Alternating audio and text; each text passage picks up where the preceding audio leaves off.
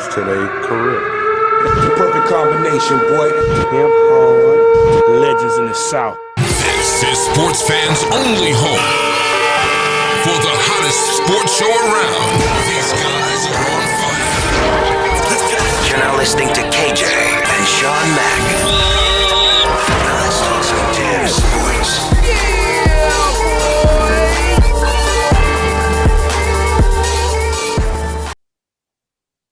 Welcome back to another episode of Last Take with your host KJ and co-host Shawn Mack. And on the heels of the Super Bowl, we wanted to talk a little football with you guys today. But before we do that, what's good, Shawn Mack? What's good, my brother? Not much. Always like to welcome everybody. I didn't want to do that, but yeah, that's how I feel though inside. I'm just laughing because of Tom Brady. I just can't accept it anymore, bro. Well, it's something you're just going to have to accept. And all you all you Brady haters just going to have to accept it. So coming off the heels of that Super Bowl, just real quick, your opinions, and then we'll hop into the topic. Mahomes had no time to throw the ball. So if you can't throw the ball, you wind up being Carson Wentz. That's basically it. And my little take on it is Brady is the GOAT. He came into that game. Nobody thought, well, I'm not going to say nobody. A lot of people didn't think he was going to win. Proved everybody wrong. Blew him out. That's going to always be on Mahomes' resume. And made me feel pretty great. Just put a little bit more of a gap between him and Mahomes just because Mahomes got blown out by him. So, all right. Anyway, we wanted to jump into this topic. And like I said, because it's the heels of the Super Bowl and we're talking football and stuff like that, we want to get into this story about Martellus Bennett. And Martellus Bennett, he was on TMZ, and what they were talking about was how football made me so angry, or such an angry person. And this is a quote from Martellus Bennett. He said, "Honestly, football made me such an angry person. Everything bothered me." And he played 10 years in the league, and he was explaining how football affected his mental health, saying the game and the culture took a real dangerous toll on players and himself. He said, football is interesting. Psychologically, it's some real dangerous shit. To really play the game of football, you have to have some fucked up wiring in your head. And he goes on to say how coaches from the smallest levels of the lowest levels of football, from Pee Wee football all the way through high school, college, he said they do a real good job brainwashing you and pretty much getting you not to accept the fact that you're probably going to get hurt. You're probably going to hurt somebody. Just all these things that make you want to go out there and just run into somebody. Pretty much, what do they say? It's like a car collision, basically, every time, when you get hit like that, especially at the higher levels. So I want to know what your thoughts are as far as the mental health and what it takes to push somebody to go that hard and put their body at risk. Yeah, when you first sent me this story and I thought about it, the first thing that came up in my mind personally was gladiators. I've always looked at football players as small versions of gladiators. Back in Rome, they were killing each other. Expectation for the public and the king or whoever. But in a small way, if you take it in a microcosm, it kind of is it fits the football because they train them young. They train them not to care. They train them to be reckless. And that's similar to me, to the Romans and the gladiators. So these guys, we look at them as gladiators, don't we? As fans, we look at them as these individuals that can't be touched, like they're not human. And we forget about their mental health. Let's say, I'm just going to throw a quote out there. I'm not sure about this. 1 out of every 3 people that you see that walk in public have some type of mental issue.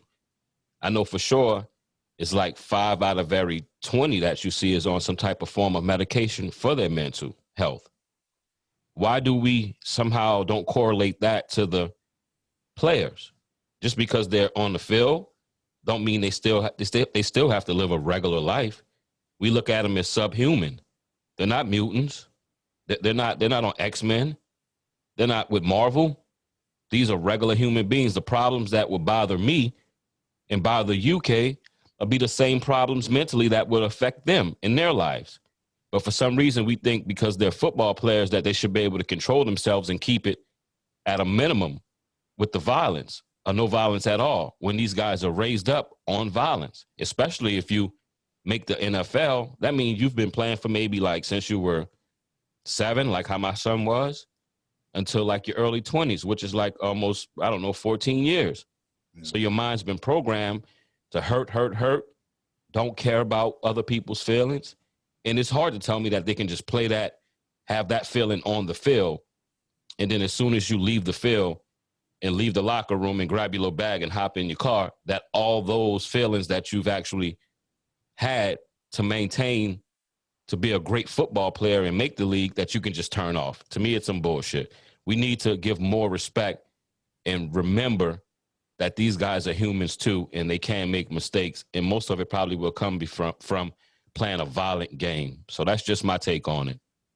It's interesting that you said that about the Romans. And I made a pretty good parallel to that. If you guys have ever seen the movie 300, I know you have. Mm-hmm. So basically, they show in the movie, actually, because it's a good illustration, they show when the kids, when they first, the people that are going to go into that, I guess it's like an elite corps, it's like the Marine Corps of the Greek Empire, I think it was. That wasn't the Romans. I think that was the Greeks. That was the Greeks. So they pretty much show all the soldiers who have kids, and they're going to be raised up to be in their special elite corps, which was the 300. I forget the exact name of that group of elite soldiers. But anyway, they show from a kid, they send them out there, they put them out in the wilderness, and they got to fend for themselves, and they got to kill animals, and they got all these steps to make them these elite soldiers. And they do it in the military too, like the Marines and the Navy SEALs and stuff like that. And what they're doing is brainwashing, because what human in their right mind would sacrifice their body, even if you are getting paid for it? Why would you do that and do it over and over and over and over again? And not only that, they brainwash you into thinking that it's all about the team. They want you to forget about yourself and do it all for this entity, which is owned by some rich billionaire. And as a society, we crave this entertainment. You ever wonder why the biggest sport in this country hasn't caught on anywhere else? Yeah. Think about it. It hasn't caught on anywhere. Baseball has, which is from over here. Basketball has, which is from over here. But nobody else has picked up football. And I believe that's a societal thing. I think our society just craves violence. And I'm not saying other societies don't, but I just don't think people are willing to risk it the way people here are, just because it's insane almost. Yeah. You're willing to put your body, you're going to get hurt in football, right? You're going to have a serious injury at some point. Yep. And not being able to walk for the rest of your life, I think the average NFL career is 4 to 5 years. To get a couple of million, which we all see can evaporate just like that. Yep. You have the rest of your life to live, and now you can barely walk, or you have mental issues, you want to kill yourself. Let me ask you this, Shawn, Matt.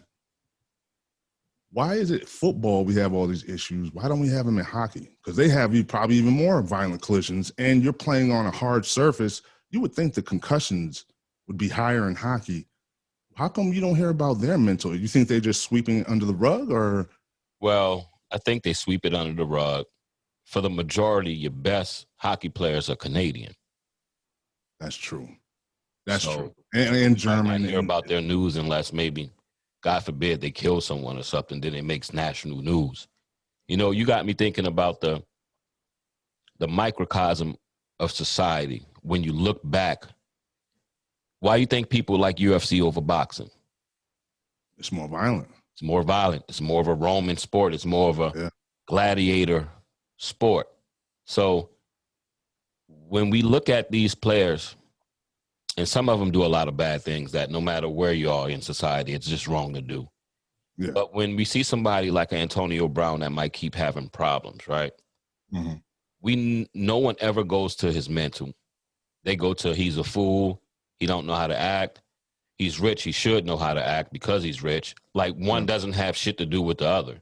Yeah. I can be Jeff Bezos and still have mental issues. Okay. So we need to take a look in the mirror sometime as a society and say, why don't we care about these guys' mental health? All we care about is if they're on the roster and they're going to start that damn game that weekend. But let them do something. Yeah. Yeah. Like, no one actually, wrong as he was, And whatever happened to him, he deserved 100%. I'm speaking on Ray Rice. Yeah. No one ever said, wow, wonder what made him so violent. Mm-hmm. Remember Henry that played for Cincinnati?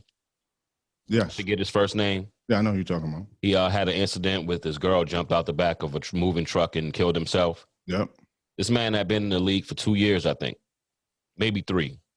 Yeah. And when they did the test on his brain, his CTE came back. They say he had the brain of a 50-year-old. This guy was in his mid-20s. Ask Aaron Hernandez. They said when his brain came back, it was like the brain of an 80-year-old. That's I don't ridiculous. know. As just ridiculous. And I'm just wondering if hockey has the same thing. But you made a good point. A lot of them are from Canada. A lot of them from Russia, places like that. So we might not just hear. I'm pretty sure they go back home once the season's over. And you just don't hear about it. And naturally, in our society over here, unfortunately, the black players, if they do crazy stuff, it's more than likely going to get put on the front page, especially if you're Antonio Brown. They're going to plaster it everywhere. I mean, I don't really want to get into the white and black thing, but we know how it is. Yeah, we know how it goes. Black athletes are going to get plastered all over. If they do something crazy, their story is going to come out first before their white counterparts do. Yeah, like someone just was arrested, or he have a warrant out. I'm not sure. It was a Caucasian guy in the NFL for, I think, sexual abuse. Really? Yeah, I forget his name. That. Yeah, it just happened not too long ago for those that know what I'm talking about. And you see it on the news, you hear about it, but I'm pretty sure if that was Antonio Brown, sometimes I know it's color, K, but then sometimes it goes on the bigger the star, right? Yeah, that's definitely true. If Joe Schmo, both can be white. If Joe Schmo do something at the end of the bench, it's not as newsworthy. You're not going to get a lot of hits, a lot of views. This is the society that we live in now.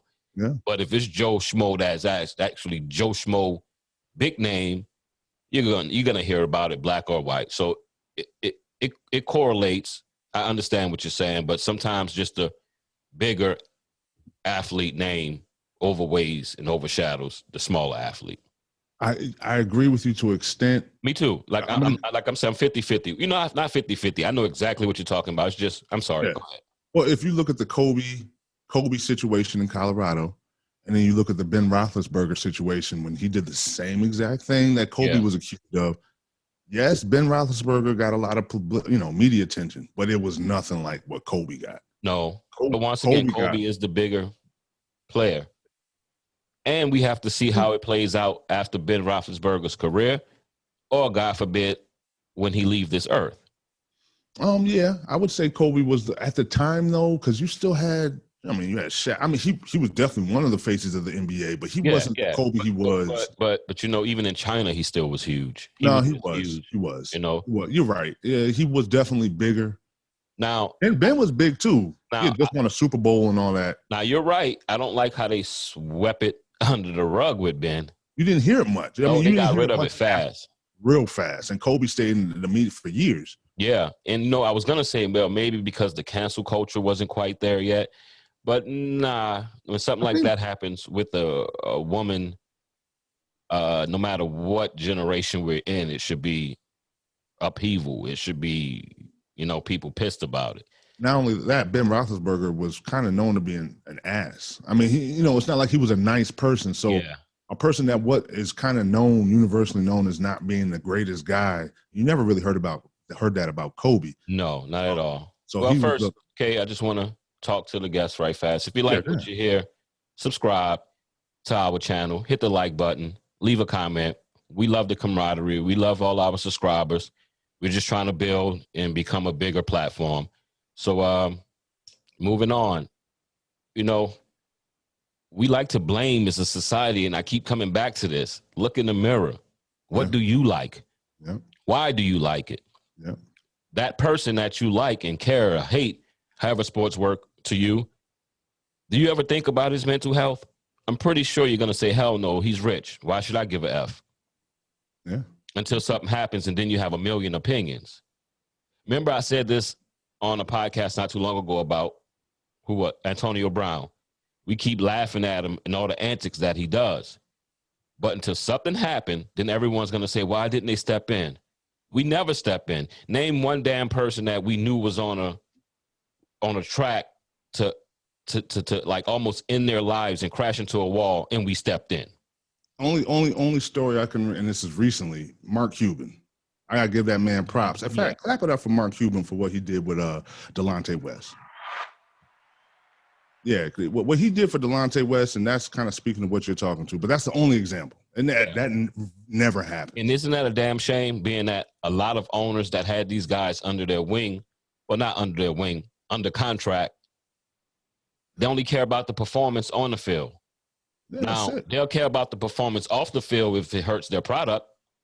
Exactly. Which is bullshit, and I'm calling it out. But it's not much we can do about that. We just need to remember and recognize as a society that these guys are humans and these ladies are humans. Yeah. So when they step off the field and make a mistake, or we see them headed towards a mistake, it's okay to intervene. Some people won't listen, true, but I hate to hear people, I walk into a corner store, and because, you know, we do sports, so we up on it. I walk into a corner store and I hear someone saying, this guy did this, he had money. Or I would never do that if I had money, blah, blah, blah. But you're not worrying about this man's mental health, his family, maybe his upbringing. Yeah. And that gets back to the coaching and what Bennett said. Like, my son played, I never seen much action happen out there as far as coaches coaching the wrong way. But like I said, I would have to have a keen eye on that. What will raise my attention sometimes is how they hollered at him about making a mistake. And that falls into life, right? Yeah. You don't always berate someone if they make a mistake. You kind of just, especially kids, you hold their hand and walk them through it, let them see the wrongs and the error of their ways. Exactly. You know, but you don't have to yoke them up and be like, you missed that tackle, you're going to be nothing in life. Wow, that's a little harsh to a kid, right, bro? I'm just saying. I always go to this story just real quick, and we're going to wrap it up. Our boy Gary, now he wasn't a little kid. This was high school, and this is just focusing on the coaching part of just sports in general. He misses the free throw at the free throw line during the middle of a game, kind of important game, shoots an air ball at the free throw line. And the coach just absolutely annihilates his self-confidence in front of the entire gym.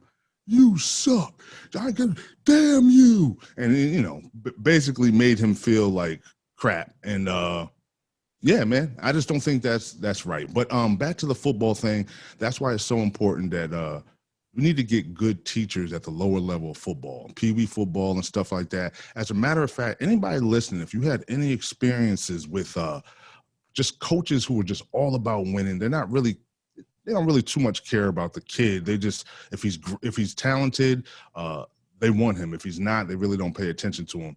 Those type of coaches who aren't teaching life lessons, those are the ones who brainwash our kids. I think football can be a very informative learning experience if you have the right teachers. I don't think some of the coaches now, they're just in it for themselves. They're not really in it for the kids, trying to relive their youth through the kids. And we need to get those type of coaches out of here and get real ones in there that want to teach life and teach football and teach what it's really supposed to be about. It's not just about money and violence and, you know, go to the next. I hate that phrase, next man up. Because it kind of disregards the dude that just got hurt. You just, next man up, throw him away, next man up. That's a part of that brainwashing. The guy that's sitting there waiting is actually probably hoping the dude in front of him gets hurt. Yeah. Now, what kind of thing is that? You know what I mean? Yeah. And you know, I'm sorry, I didn't mean to cut you off. No, I'm done. I'm good. My last take. Another thing I think that might be able to help this issue is if someone's a star and someone's not a star, the guy that's a star can get away with way more things than the guy who's not a star. Yeah. So that guy, from the beginning of playing the sport, feel like he's better than others because he's been told by his coaches, you drop 20, 10, and 6. We need you. We can let you get away with a few things. Therefore, even in life, when he steps off the field, when he gets to be like 25, I've been treated a certain way my whole life. Yep. You can't tell me what to do because I do what I do on the field and they let me get away with things. So if we break it and I know how it is, the star always can get away with a little more, but if we break it and have an even level playing field, as far as these players, where number 12 feel like number 1, I don't think when they step off the field, they won't feel that they have this obligation to life to give me, I can get what I want. maybe bring them down to earth a little bit from the beginning of when they're young, if you get what I'm saying. And Isn't that's that my what Bill last take. Belichick? Isn't that what Bill Belichick did to Tom Brady? Basically, Yeah. he refused to treat him. I'm not treating you like, and that's why he left. Basically, he left because he wanted to be treated like that. And Belichick, I'm never going to treat you like that. So that kind of feeds into what you're saying. But anyway, all right. We want to thank everybody for stopping by. But before we go, just a quick reminder: you can go to www.sportsfansonlyshow.com. Once again, www.sportsfansonlyshow.com to get these exquisite shirts from Sports Fans Only, aka SFO. All your shirts are color coded to your favorite sports teams, as well as Painting Cat, which is our other clothing line underneath the SFO family. So go check it out. We got men's, women, and children. Also check out C. Anthony on our channel. He's our boxing expert. Go check him out. A lot of good boxing talk on his show.